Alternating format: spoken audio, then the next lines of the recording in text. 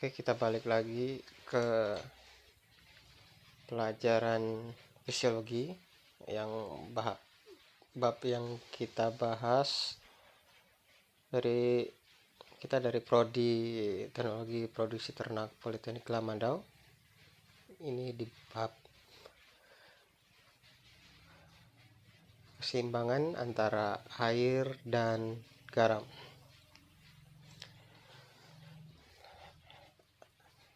Ada osmoregulasi. Jadi bagaimana kita mengontrol antara keseimbangan air dan garam.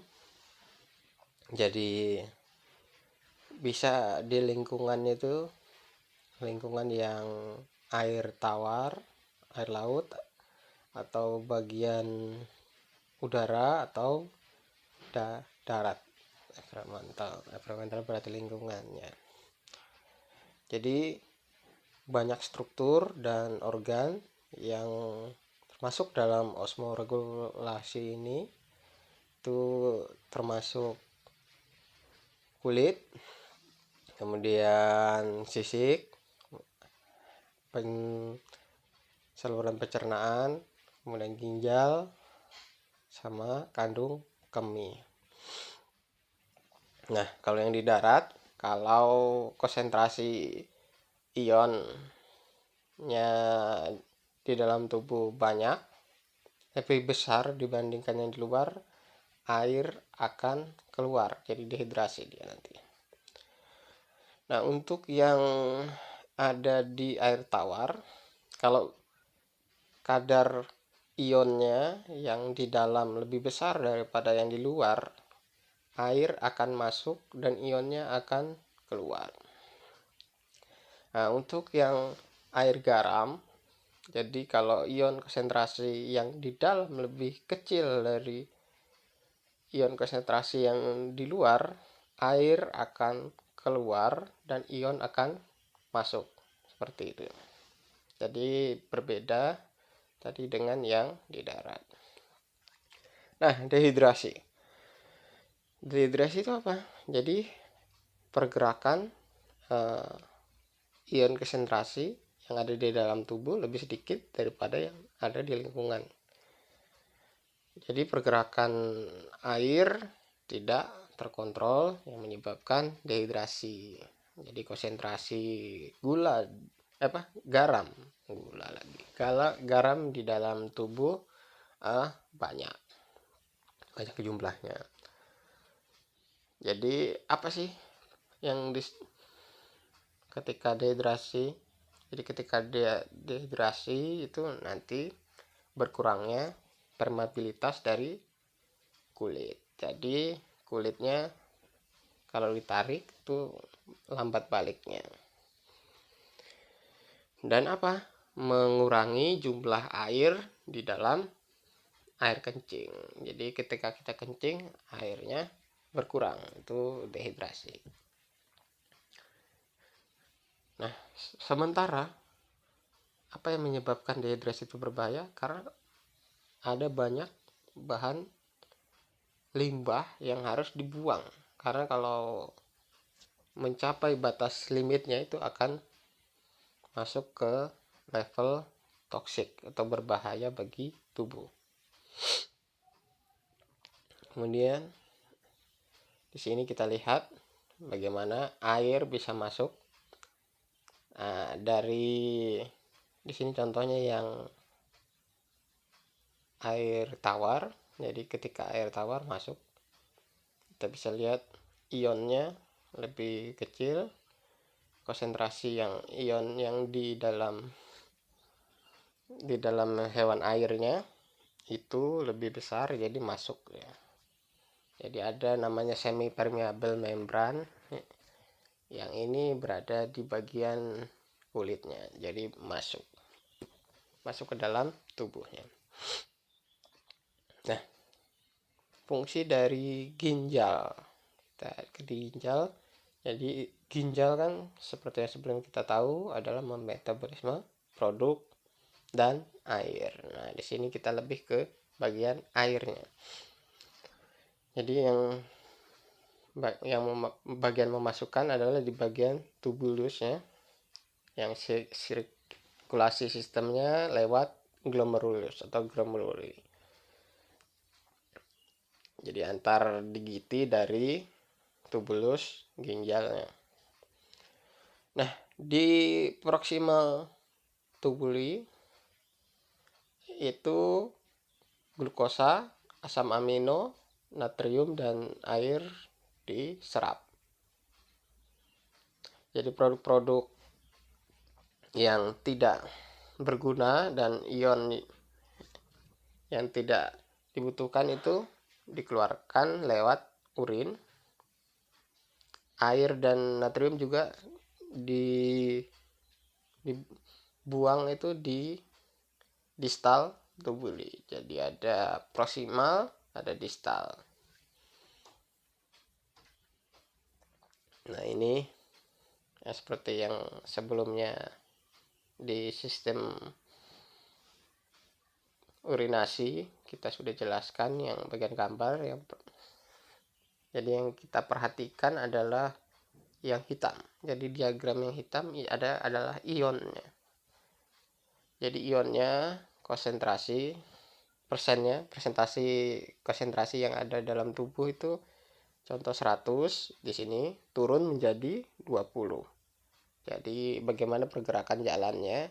Jadi diserap, ion yang diserap hingga yang dikeluarkan itu yang sisanya yang sedikit yang dibuang.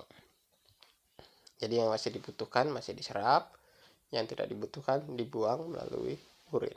Jadi konsentrasinya semakin menurun. Itu osmoregulasinya dari tubuh. Nah, karena tubuh hewan itu biasanya terdiri dari 70-80 air, jadi ion ini sangat berpengaruh pada fungsi fisiologi yang lain. Bisa itu sistem pernapasan, sistem pencernaan, peredaran darah, endokrin. Nah, itu juga berpengaruh juga sih dengan air. Jadi kalau berkurang air, terjadi dehidrasi, tentu akan berkurang semua fungsi bagian tubuh tadi.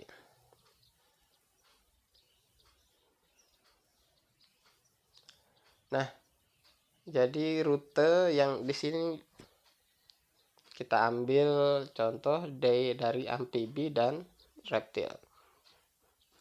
Jadi kalau amfibi dan reptil ada yang banyak hal, bisa melalui air, bisa didapatkan dari mana? Dari makanan. Kemudian dibuang di mana?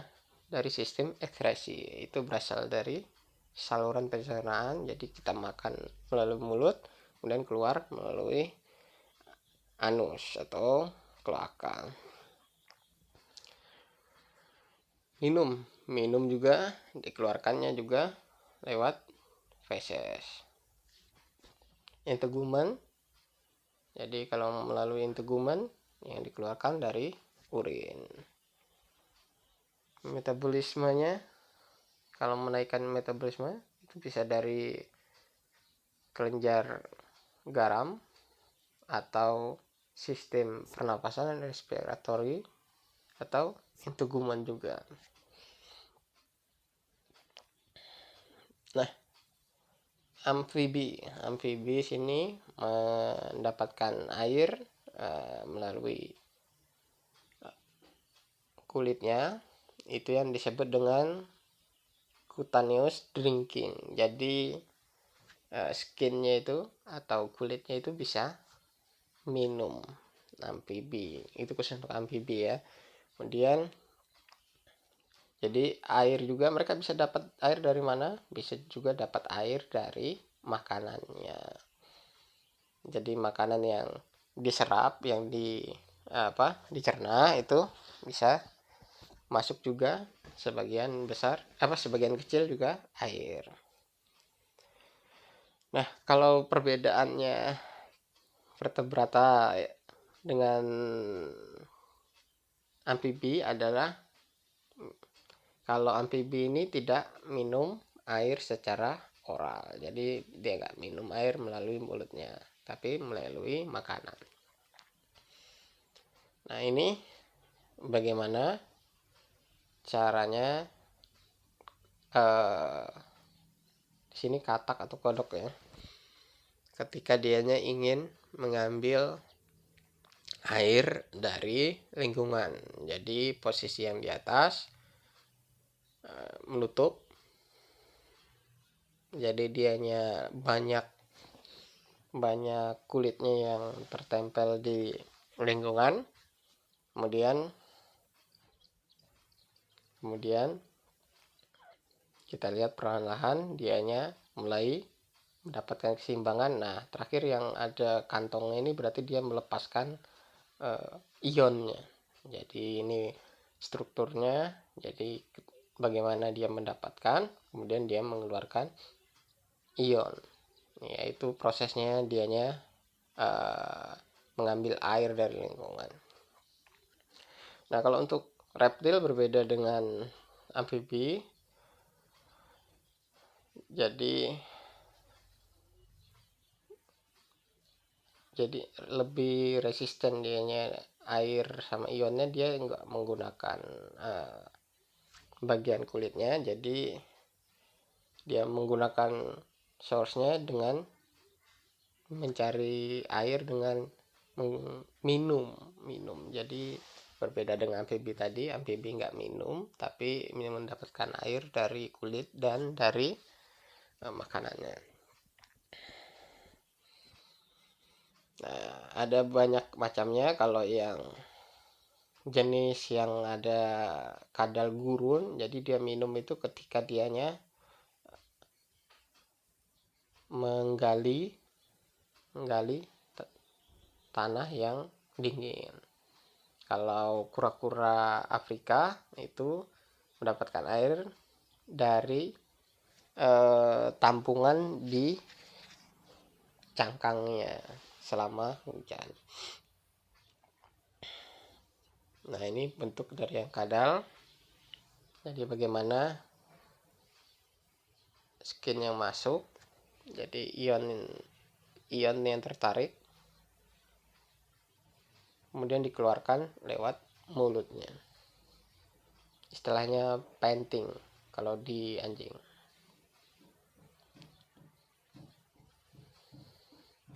Nah, di sini air masuk, kemudian diserap, ditampung ada yang kantong-kantong ini, dan semuanya ini terkoneksi. Jadi pelurunya mendekati ke arah mulut. Nah, ini ketika suhu dan kelembapan, suhunya 30 derajat, kelembapannya di sini 50 sampai dengan 80. Kemudian berapa banyak sih air yang hilang? Jadi kalau kita lihat, kalau pada kelembapan yang rendah, air yang menguap itu lebih sedikit dibandingkan kelembapan yang tinggi. Nah, ini kita belajar ekskresi dari nitrogen. Jadi digesti makanan dan katabolisme protein itu menghasilkan produk buangan. Biasanya bervariasi seperti nitrogen, amoniak, urea, dan asam urik. Jadi di amoniak, amoniak ekskrit itu biasanya dipanggil dengan